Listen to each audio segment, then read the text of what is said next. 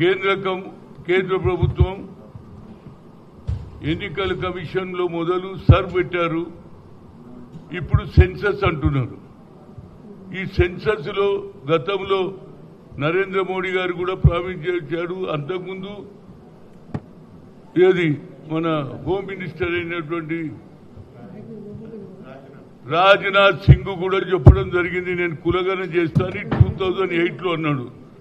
ఇప్పుడు ఇంట్లో చూస్తే సెన్సస్ లో చూస్తే ఎస్సీ ఎస్టీ ఉన్నది కానీ అదర్స్ అని ఉన్నది, కానీ ఓబీసీ అని లేదు. కాబట్టి దాని మీద మేము ఎన్నో రోజుల నుంచి కుల సంఘాలు అదేవిధంగా ప్రతి ఒక్కరు కూడా ఇంటలెక్చువల్స్ కూడా మీటింగ్ పెడుతున్నా కేంద్ర ప్రభుత్వం పట్టించుకో మీదకెళ్ళి పార్లమెంట్లో డీలిమిటేషన్ అని, వన్ నేషన్ వన్ ఎలక్షన్ అని ఇవన్నీ పెడుతుంటే మా మల్లికార్జున్ గారు ప్రధానమంత్రికి లెటర్ రాశారు. అయ్యా మొదలు ఆల్ పార్టీని పిలవండి, మరి ఈ సెన్సస్ లో బీసీలకు న్యాయం జరుగుతలేదు.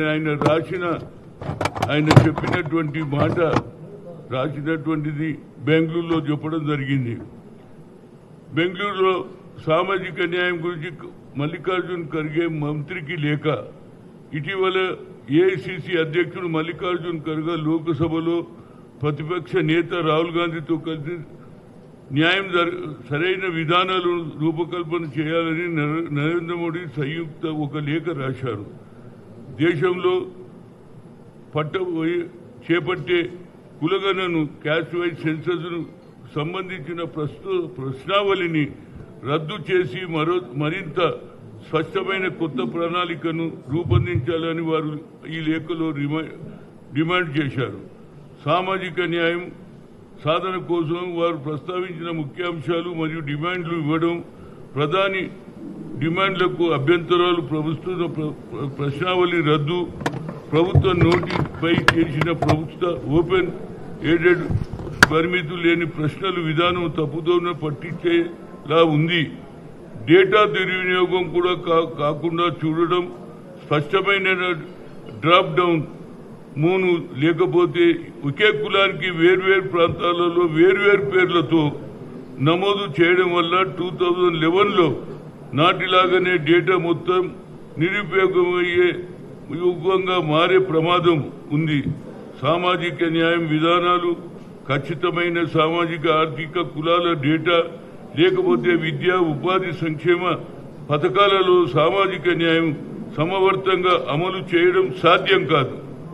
అఖిలపక్ష సమావేశం రాజకీయ పార్టీల సెలెక్ట్ నిపుణులను మరియు ప్రజలతో సంప్రదింపులు జరిపి కొత్త ప్రశ్నావళిని సిద్ధం చేయాలని, రాష్ట్ర నమూనా పరిశీలన తెలంగాణ, బీహార్ రాష్ట్రాల్లో విజయవంతంగా నిర్వహించిన కుల సర్వే పద్ధతులను కేంద్రం ప్రభుత్వం కూడా అనుసరించాలని చెప్పాడు. ఎందుకంటే తెలంగాణలో అదేవిధంగా బీహార్లో కులగణ జరిగింది, సరి అయిన సర్వే జరిగింది, దానివల్ల లాభమైంది. కానీ కోర్టు దీనికి వ్యతిరేకం ఉంది. అయినా మా ముఖ్యమంత్రి గారు 42% ఇస్తాన్నాడు. ఏది కామారెడ్డిలో చెప్పడం, అది కూడా సిద్ధరామయ్య సమీక్షలు చెప్పాడు. అది పూర్తి చేసి ఆ తర్వాత కేబినెట్ లో నిర్ణయం చేసుకొని కులగణ జరిగిన తర్వాత అన్ని అమలైనాక కూడా ఇది గవర్నర్ గారికి లెటర్ పంపిస్తే అది కూడా కోల్డ్ స్టోరేజ్ వేస్తే ఆఖరికి మా ముఖ్యమంత్రి గారు ఢిల్లీలో జంతర్ మంతర్లో కూడా ధర్నా చేయడం జరిగింది. అక్కడ ప్రధానమంత్రి కలవడు, ప్రెసిడెంట్ ఆఫ్ ఇండియా కలవడు. కనుక ఇవాళ సరి అయిన సమయం అయింది. మనం అందరం కొట్లాడకపోతే బీసీలకు ఇక ఫ్యూచరే ఉండదు. ఒకే కులం వాళ్ళ వేరు వేరు పేర్లతో ఉంటే దానివల్ల మనకు అన్యాయం జరుగుతుంది. ఒకే కులం ఒకే పేరుతో ఉంటే దాని సంఖ్య కూడా పెరుగుతుంది. దానికి మోర్ దాన్ మనం 60% పైన ఉన్నాము, మాకు న్యాయం చేయాలని అడిగితే అప్పుడు ప్రధానమంత్రి మన రాహుల్ గాంధీ గారు పార్లమెంట్ లో మాట్లాడే అవకాశం, వాళ్ళు గతంలో 10% రిజర్వేషన్ అగ్ర కులాలలో వీకర్ సెక్షన్ ఉన్న వారికి న్యాయం చేయడానికి ఆయన 10% పెడితే మేము ఎక్కడ అపోజ్ చేయలే.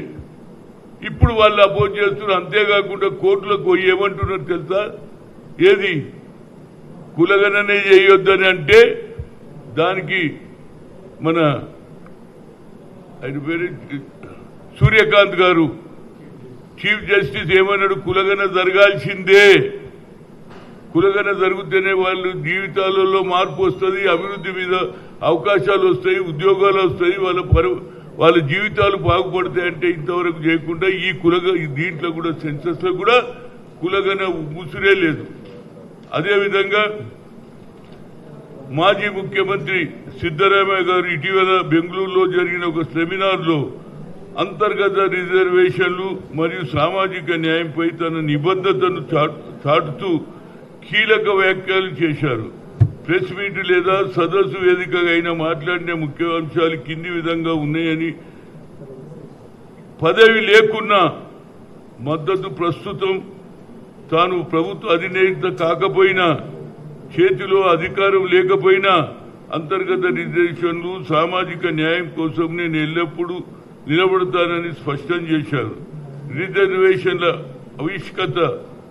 ఆవిష్కత ఉన్నది. కుల వ్యవస్థ వల్ల దశాబ్దాలు కూడా దోపిడీ గురికై అవకాశాలకు నిరాకరించబడిన వర్గాలకు రిజర్వేషన్లు దక్కాలని ఆయన రాజకీయ నుండి విరమణ వయోభారం కారణంగా రాబోయే 2028లో అసెంబ్లీ ఎన్నికల్లో పోటీ చేయనని, అయితే ఎన్నికల రాజకీయాల నుంచి తప్పుకున్నా ప్రజల తరఫున పోరాడేందుకు క్రియాశీల రాజకీయాలను కొనసాగుతానని ప్రకటించారు. ఐక్యత పిలుపు. రిజర్వేషన్లు పోరాడుతున్న ఉద్యోగాలు తమ మధ్య ఉన్న అంతర్గత విభేదాలను పక్కకు పెట్టి ఐక్యంగా సాగాలన్నాడు. చాలా ఇంపార్టెంట్ పాయింట్ అన్నాడు. సమాజంలో చిచ్చులు పెట్టే శక్తుల పట్ల అప్రమత్తంగా ఉండాలని హెచ్చరించారు. ప్రభుత్వంతో చర్చిస్తానని హామీ. అంతర్గత రిజర్వేషన్లు అమలు తదితర అంశాల ప్రస్తుత ముఖ్యమంత్రి డీకే శివకుమార్తో మరియు సంబంధించిన మంత్రులతో తాను మాట్లాడి సమస్యల పరిష్కారం కృషి చేస్తానని హామీ ఇచ్చారు.